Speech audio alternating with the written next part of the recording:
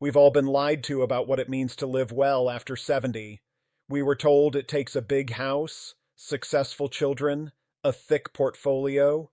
We spent our entire lives chasing those things, and then we got old, and something didn't add up.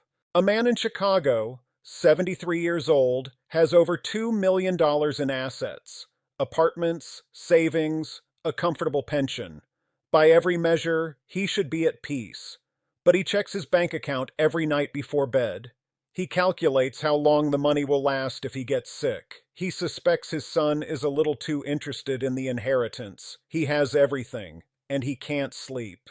A woman in Dallas, 69, raised two remarkable children. Her son is a vice president at a tech company. Her daughter is a surgeon. Her grandchildren attend excellent schools. She should be proud. She is proud. But she's also alone. Her kids visit twice a year. They call on Sundays, sometimes. She told a friend at church, "My children turned out perfectly. I just wish one of them would sit with me for an hour and say nothing." So, if money doesn't guarantee peace, and successful children don't guarantee company, what does? Who are the people actually living on Easy Street after 70? Not the richest, not the most accomplished, the most at ease. Today, I'm going to show you exactly who that person is, and it might not be who you think. The Harvard study of adult development has followed over 700 people for more than 85 years. It is the longest scientific study of happiness ever conducted, and its number one finding is this: it's not wealth, fame, or achievement that predicts a good old age. It's the quality of your relationships, but that's the headline. Today, we go deeper. Because the people who are truly living well after 70 share something more specific than good relationships. They share a way of being, a set of quiet choices most people never notice. Let me show you. The first thing you'll notice about these people, they never gave up their home. According to AARP, 77% of adults over 50 want to remain in their own home as they age. But wanting it and protecting it are very different things. There was a retired school librarian in Tucson, Arizona. Her name was Dorothy. Small ranch house, 1,100 square feet, peeling paint. A kitchen stuck in the 1980s. Her children kept insisting, "Mom, come live near us, or at least move into something nicer." She refused. She told them, "I'll leave this house the same way I came into it, on my own terms." Every morning, Dorothy sat on her back porch, drank her black coffee, and watched the quail run across her yard. Nobody told her when to wake up. Nobody asked if she'd taken her medication. Nobody rearranged her kitchen. She was free. And that freedom, the freedom to do nothing in a space that belongs to you, is the first pillar of living on Easy Street. The philosopher Epictetus said, "No one is free who is not master of himself." Dorothy's 1,100 square foot house was where that mastery lived. The second thing, they have money that arrives with their own name on it. Not much, but theirs. Two men, both 74, met every Tuesday morning at a diner in Columbus, Ohio. One was a retired postal worker, pension around $2,200 a month. The other had run a small dry cleaning business for 40 years. No pension. His son wired him $800 on the first of every month. They ordered the same breakfast, sat in the same booth. But one reached for the check without thinking. The other stared at the menu, wondering if the extra side of toast was worth it. Not because he couldn't afford it, but because it wasn't his money to spend. A Bankrate survey found that 61% of American parents have sacrificed financially for their adult children, many dipping into retirement savings and emergency funds. These aren't statistics. These are people lying awake at 2 in the morning doing math in their heads. The man with the pension wasn't wealthier, but he was freer. He never said thank you for his breakfast. He never wondered if his son resented the wire. His money came from decades of his own work, deposited automatically without a conversation attached. That's not income, that's dignity. Marcus Aurelius wrote, Very little is needed to make a happy life. It is all within yourself, in your way of thinking. True. But a guaranteed monthly check makes that way of thinking a whole lot easier. The third thing about these people, and this is the one that surprises everyone, they learn to be alone, and they love it. There's a woman in Santa Fe, New Mexico, 78, retired nurse named Evelyn. Her husband passed 9 years ago. Her daughter is in Seattle. Her son is in Boston. She sees them maybe twice a year. By every surface measure, she should be miserable, but Evelyn glows. She wakes up, waters her garden, does a 30-minute yoga routine she learned from YouTube at 78, makes herself a real lunch, not toast, not cereal, a proper meal. Then she reads. Some afternoons she paints watercolors, desert flowers mostly, small ones. She told a neighbor once, I used to chase people, called my kids, called my friends, showed up at every meeting, and every time someone didn't call back, I felt rejected. Then one day I thought, what if I stopped chasing? What if I made my days so full that other people became a bonus, not a requirement? That was the day her life changed. Arthur Schopenhauer wrote, If you do not love solitude, you will not love freedom, for it is only when you are alone that you are really free. The happiest people after 70 are not the ones surrounded by the most people. They're the ones who stopped confusing solitude with loneliness. Loneliness is suffering, solitude is sovereignty. The fourth thing, their body still listens to them. Not perfectly, not like it did at 40, but enough. A man in Atlanta, retired executive, had a net worth most people would envy. Properties, investments, a beautiful home. Then at 76, a stroke took the left side of his body. He lay in a care facility that cost $12,000 a month, staring at the ceiling. He told a visitor, I would trade every dollar I ever made to walk to the kitchen and make my own sandwich. Every dollar. And then there was Margaret, 81. A small apartment in Portland, Oregon. Almost nothing to her name. A modest Social Security check. But every morning she walked. Slowly, with a cane, 30 minutes around the block. She cooked her own meals, did her own laundry, took the bus to the store. Someone asked how she was doing. She said 5 words that stopped the room. I'm slow, but I'm mine. You don't need to run marathons. You don't need a gym membership.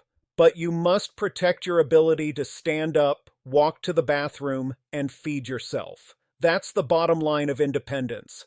Everything else is negotiable. That is not. The fifth thing, they almost never have to ask for help. Not because they refuse it, but because they've quietly made sure they don't need it. A retired teacher in Denver told me this.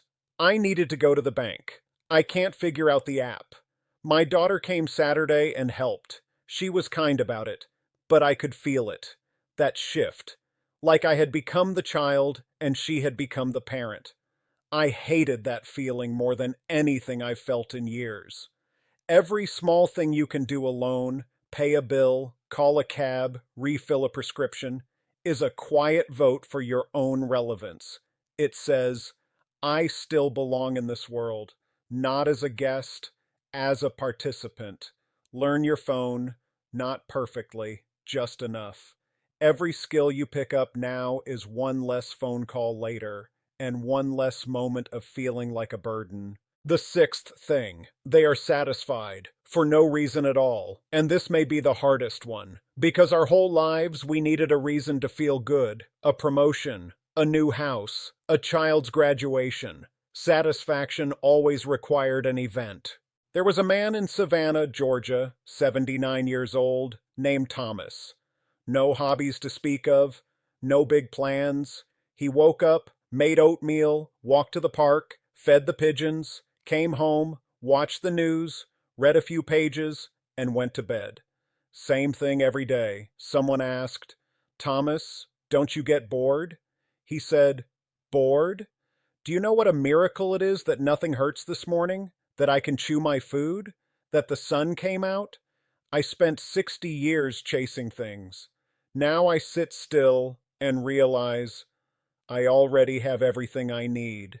A Washington University study found that older adults who volunteered experienced a 24% lower risk of mortality.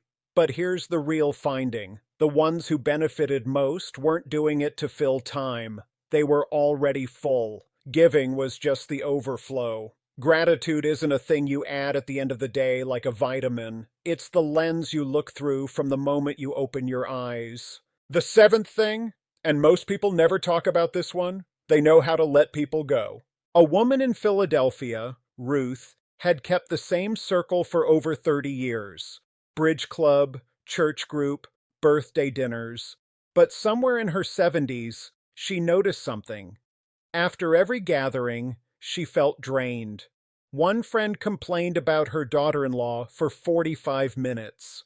Another turned every conversation into a competition. Whose grandchild was smarter, whose doctor was more expensive. A third never once asked Ruth how she was doing. Ruth didn't make a dramatic exit. She just stopped initiating, stopped saying yes to every invitation. Over 6 months, her circle shrank from 12 to 3. 3 women who made her laugh, 3 who listened, 3 who, when they sat on a bench together in silence, made the silence feel like company. Ruth said, "Fewer friends, but the right ones, that's the real wealth." The Harvard study confirms this. 1 deep, trusting friendship outweighs 20 shallow ones, every time. The happiest people after 70 don't collect relationships, they curate them. The 8th thing, and this is the one that ties everything together. An 82-year-old woman in a small town in rural Vermont makes a big pot of soup every single morning.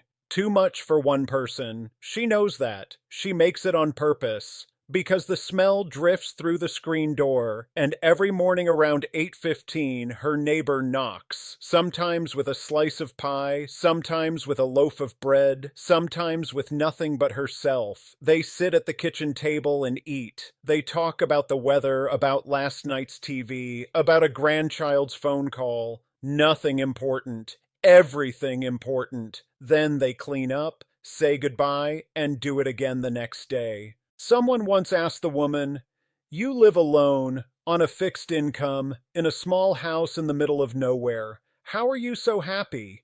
She smiled and said, "I have someone to eat soup with every morning. What else could I possibly need?"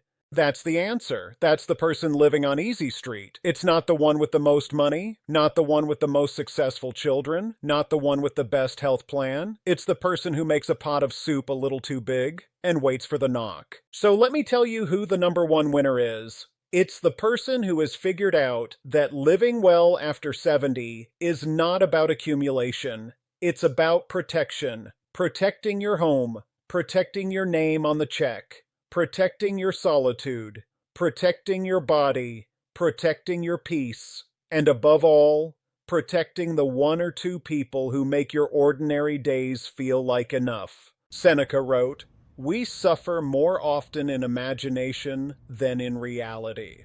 Most of what we fear about old age hasn't happened yet. And for the people living on Easy Street, it never will, because they stopped chasing what they didn't need and started guarding what they already had. Before I let you go, 2 small bonus habits these people share. First, they stopped giving advice nobody asked for. They replaced lectures with 9 words. That sounds hard. I'm here if you need me. That one sentence saved more family dinners than any piece of wisdom ever could. Second, they never repeat what was told to them in confidence. In old age, trust is the most valuable currency you have. The happiest people are not the ones who know the most. They are the ones who never tell. The philosopher Epicurus wrote, "Why should I fear death? When I am, death is not. When death is, I am not." The people living on Easy Street don't run from the end. They run toward the days they have left, and they fill those days not with accomplishment, but with presence. A warm meal, a quiet walk, a voice on the phone that says, "Love you, Dad." So now I have to ask you, Which part of this are you already living, and which part do you need to start? Tell me in the comments, which moment in this video stopped you? Was it Margaret saying, "I'm slow, but I'm mine"? Was it the woman making soup for two every morning? Or was it the man in Savannah who realized he already had everything? Your answer might be the thing someone else needs to hear today. Share this with someone over 50 who might need it. Subscribe so we can keep having these conversations. Because the best chapter of your life isn't behind you. It might be the one you're writing right now.